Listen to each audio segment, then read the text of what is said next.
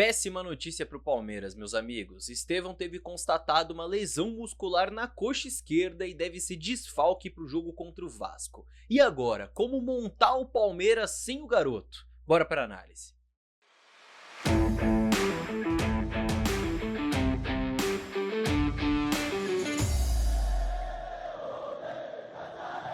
Salve, salve você que acompanha a Análise Verdão aqui no YouTube, meu nome é Leonardo Suzuki e sejam muito bem-vindos a mais um vídeo para a gente analisar uma situação importantíssima, porque não teremos Estevão para esse jogo contra o Vasco e é fato de que o Palmeiras perde muito sem ter o garoto que é o melhor jogador do time no time titular. Ele vinha sendo fundamental jogando como esse ponta direita, triangulando muito bem por ali com o Richard Rios e com o Marcos Rocha e sendo fundamental para o time ofensivamente de diferentes formas, né? Seja recebendo ali aberto para partir para o 1 contra 1 contra o lateral adversário, podendo ir para a linha de fundo, podendo gerar situações de perigo, ou mesmo armando o jogo, construindo, contando com aproximações do Marcos Rocha e do Richard Rios por ali, como foi inclusive no gol do Palmeiras contra o Criciúma, no gol que fez o Felipe Anderson, ou ainda se tornando opção de finalização mesmo, né, para jogadas que vêm da esquerda, como foi o gol dele contra o Criciúma num passe do Felipe Anderson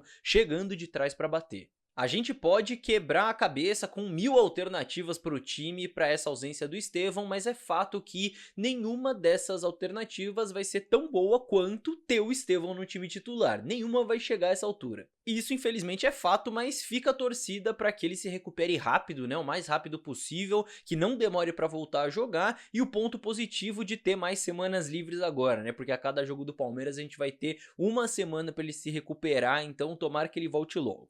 Mas dito isso, precisamos sim avaliar as alternativas, entender quais são as opções e quais são as melhores opções para o Palmeiras ser escalado sem o Estevão, e eu estou aqui para te apresentar todas elas, pelo menos todas as que eu pensei. Então antes de eu te apresentar tudo, já inscreva-se aqui no canal para você não perder as próximas análises, porque este vídeo está saindo numa quinta-feira, no dia seguinte, sexta-feira, já vai ter uma outra análise tática muito legal que eu tô preparando para vocês, não vou dar spoiler, mas garanto que tá muito boa, então inscreva-se no canal se você gosta desse tipo de análise para não perder nada. Então pensando nesse jogo contra o Vasco, o time ideal teoricamente seria esse, né? Já que o Caio Paulista não pode jogar, ele com certeza é titular do time, mas está suspenso, entraria o Vanderlan e o Estevão na direita. Agora, sem o Estevão, fica essa lacuna a ser preenchida. Na minha visão, como o Abel conseguiu ajeitar o Palmeiras agora, conseguiu encaixar, o ideal seria você mudar o mínimo possível nesse time, porque a gente passou por um mês de agosto de muitas mudanças no time, cada jogo a gente viu uma novidade por parte do Abel e tivemos pouquíssimos resultados bons diante disso, tivemos 2 eliminações. Agora a gente encontrou um time ideal, a gente encontrou dinâmicas interessantes coletivamente dentro de campo e faltam 12 rodadas para o fim do Campeonato Brasileiro.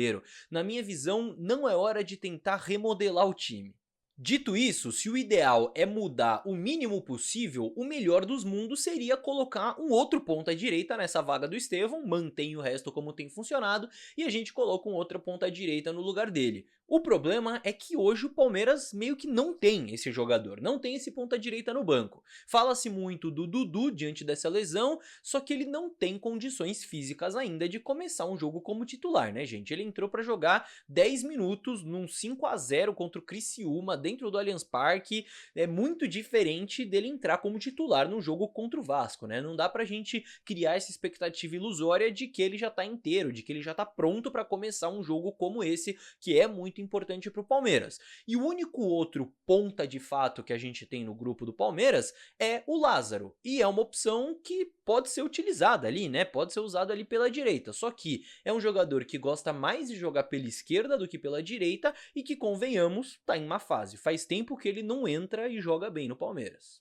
Agora, se por essas poucas opções a gente chegar à conclusão, a gente, né, o Abel, de que o ideal é mexer na função de alguém para acomodar um jogador melhor no time diante da ausência do Estevão, eu visualizo 2 cenários possíveis. O primeiro deles é mexendo na função do Maurício, porque o Maurício ele poderia, por exemplo, cair um pouco mais pela direita, né, mudaria a função dele, e você pode ter o Veiga, por exemplo, entrando nesse meio campo. Foi uma solução que eu já vi bastante gente pensando para tentar acomodar esses dois jogadores, o Maurício e o Veiga. O grande problema disso, na minha visão, é que você mexe bastante nessa configuração do meio campo, né, esse trio Aníbal Moreno, Richard Rios e Maurício tem funcionado muito bem. O Maurício engatou uma sequência muito boa sendo esse meia esquerda, esse meia atacante que cai mais para a esquerda. Então é uma alteração que, por mais que pudesse acomodar o Veiga, mudaria bastante, quebraria muito esse funcionamento.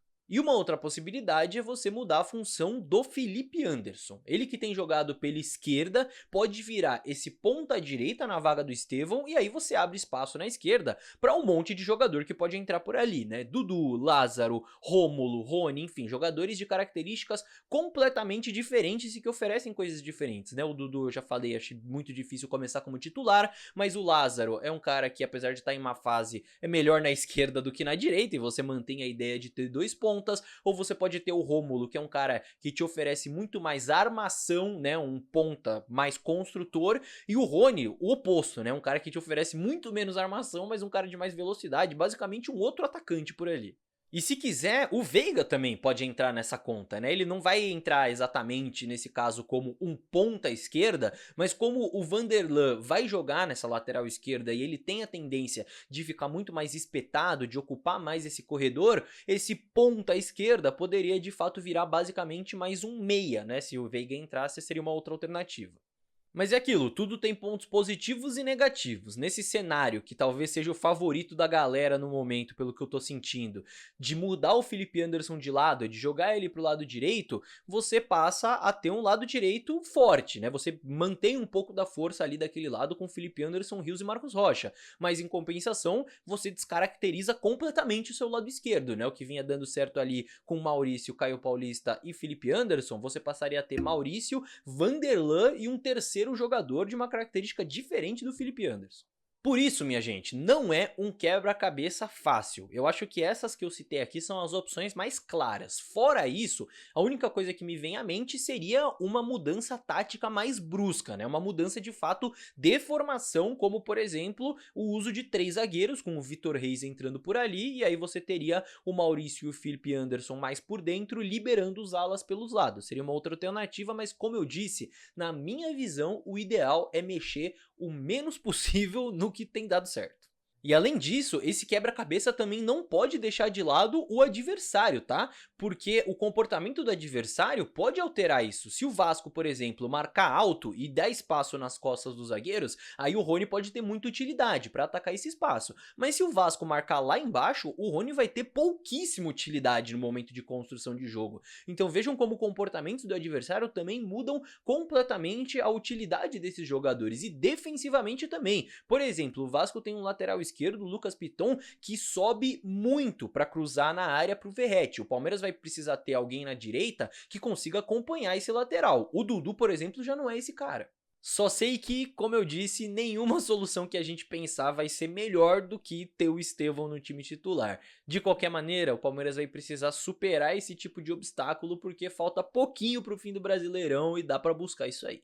Comenta aqui embaixo o que você acha e se você curtiu esse vídeo eu tenho certeza que você também vai curtir a análise completa que eu fiz sobre o primeiro gol do Palmeiras contra o Criciúma. Uma análise tática detalhando desde o primeiro segundo do jogo até o gol. Tenho certeza que você vai curtir, é só clicar na tela para conferir.